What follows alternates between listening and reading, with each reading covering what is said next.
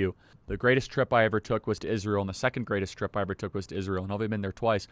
I'm a huge supporter of the Holy Land, of Judea and Samaria, and up against the terrorist organizations, Hezbollah, and the Palestinian Authority. I go to college campuses, and I've spoke at more college campuses than any Christian conservative in the last couple of years. Stanford, Berkeley, Brown, UCLA, University of Texas, University of Michigan, Michigan State University, you name it, I've probably spoken at major universities or states all across the country, from Montana State to Maine.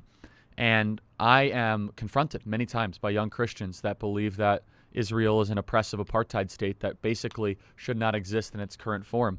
And so I'm here to clearly communicate to you that we have to do a much better job of communicating, of conveying, I should say, the geopolitical significance of the state of Israel.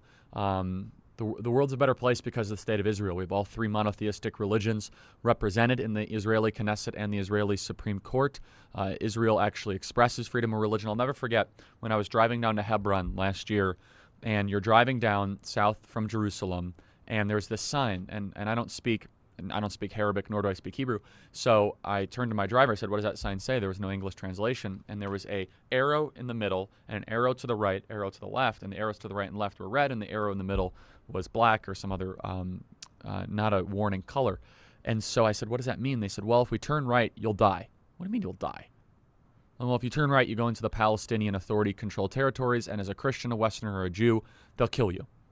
It's like, well, what kind of ridiculous double standard here? If Arabs come into the Israeli-occupied areas, they're given benefits and rights to vote. You go into the Palestinian Authority areas, Palestinian Authority-controlled areas, you get your head cut off. That was a really interesting moment.